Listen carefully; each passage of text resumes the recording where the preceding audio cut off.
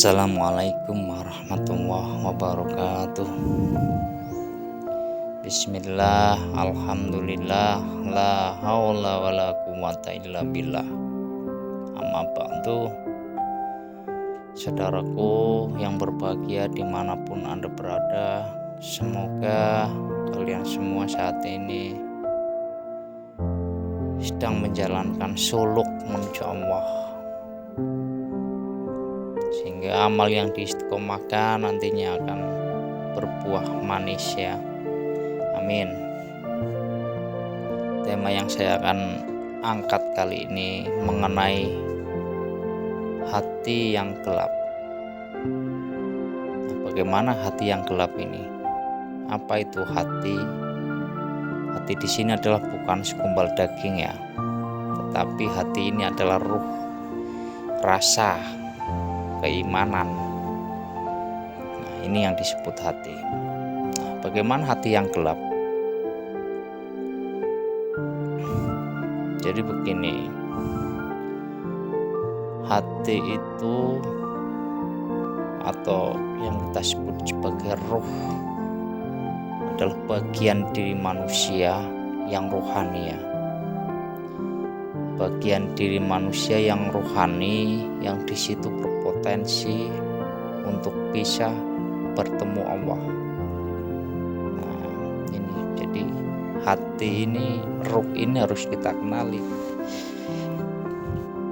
Bagaimana dengan ruh yang gelap, hati yang gelap? Ya tak akan mustahil dong menjebol alam rohani, tidak bisa. Makanya bagi para ahli zuhud harus menjalankan suluknya secara istiqomah, harus nantiasa beruzlah, berkholwat dimanapun, baik di tempat sepi maupun keramaian, silahkan saja ya. Nah, terus mengenai hati yang gelap itu sesuatu yang bagaimana? Apakah seseorang yang dikatakan sering berbuat maksiat cenderung berhati gelap? Belum tentu. Apakah seseorang yang hablum minanasnya dijaga, syariatnya dijaga, cenderung hatinya terang? Belum tentu juga.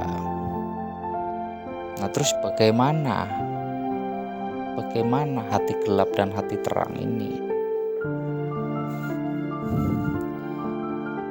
Seseorang yang hanya bersyariat saja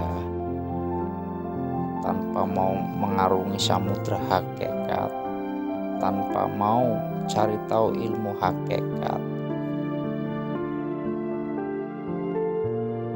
Nah, ini dia akan yang ditonjolkan itu keegoannya, baik secara terang-terangan ataupun secara sembunyi-sembunyi dalam hatinya.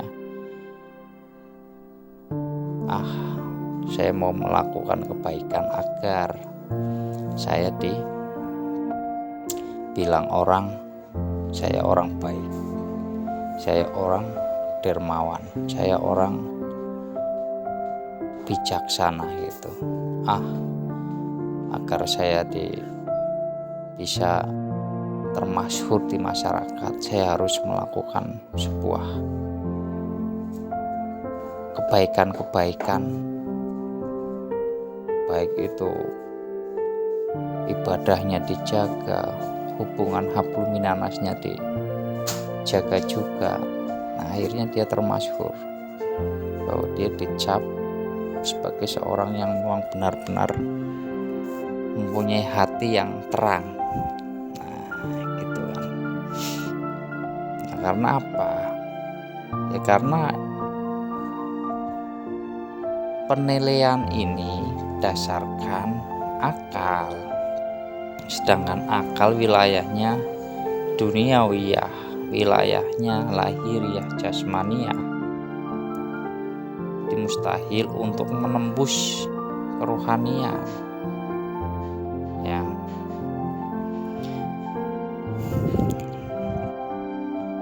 Nah, di sini di surat Al-Baqarah ayat 7 dijelaskan, khatamallahu ala qulubihim wa ala sam'ihim wa ala absarihim hisawatum walahum adabun adim. Jadi Allah itu ya, ini bagi seorang yang tidak mau mengarungi samudra hakikat ya. Jadi Allah itu akan mengunci ya, hatinya ini akan dikunci rapat, semakin rapat. Baik hatinya, pendengarannya, bahkan penglihatannya, ini semua akan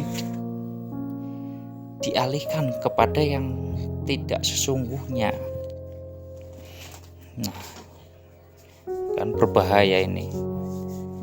Jadi ketika kita hanya bersyariat saja tanpa bisa masuk ke dalam lautan samudra hakikat, ya ini yang akan terjadi. Kita akan semakin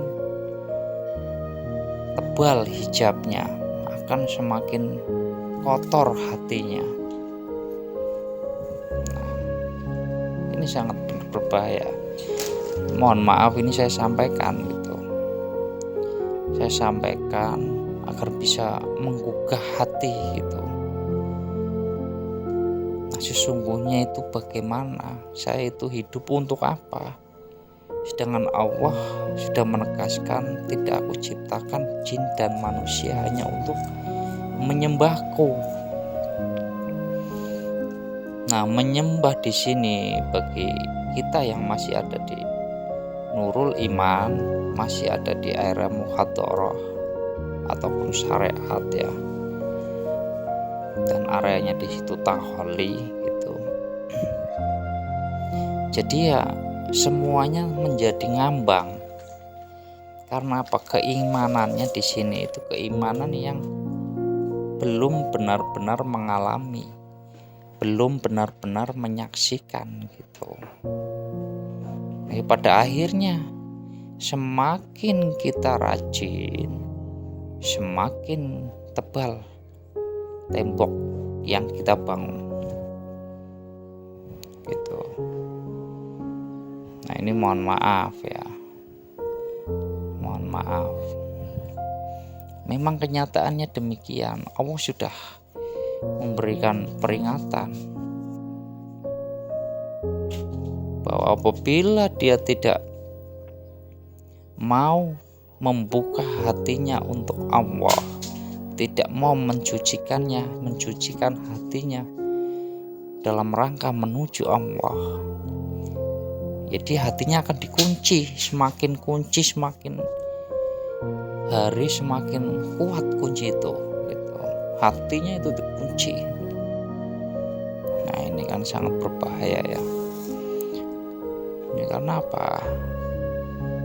Sesembahan di sini itu dia tidak mengetahui menyembah siapa itu. Sesembahannya ini tidak tepat sasaran. Justru hal ini akan menjadi sekutu bagi dirinya, yang pada akhirnya melawan kekuatan Allah. Nah, ini sangat halus sekali, ini sangat berbahaya ya, perlu diperhatikan. Sangat perlu diperhatikan.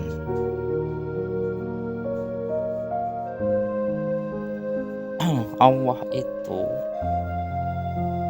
hanya membutuhkan orang-orang yang hanya membawa diri Allah semata. Allah itu hanya membutuhkan orang-orang yang mau mengembalikan dirinya. Allah tidak membutuhkan orang-orang yang hanya mengembalikan amaliyahnya, tidak butuh. Itu ya. Nah, jadi amaliyah di sini tuh bukan amaliyah dohiriyah, bukan amaliyah melalui kebaikan jasmani yang tidak. itu sudah benar menurut posisinya dia di syariat, memang sudah benar. Nah, yang saya bicarakan ini ranahnya adalah hakikat ya, dari sisi hakikat. Jadi sesuai porsinya masing-masing. Syariat menafsirkan begini, ya dia sudah benar. Karena alat yang dipakainya itu masih sebatas akal, sudah benar. Nah, di hakikat ini ya dia juga karena alat yang digunakan ini rasa hati, keimanan, ia akan jauh berbeda gitu. Jadi benar menurut posisinya. Jadi tidak ada yang salah, tidak ada yang menyalahkan. Hanya saja ketika kita keenakan di area taholli, ya ini kita harus berhati-hati ya. Jadi itulah gambaran hati yang gelap. Mudah-mudahan bermanfaat. Terima kasih dan mohon maaf. Assalamualaikum warahmatullahi wabarakatuh.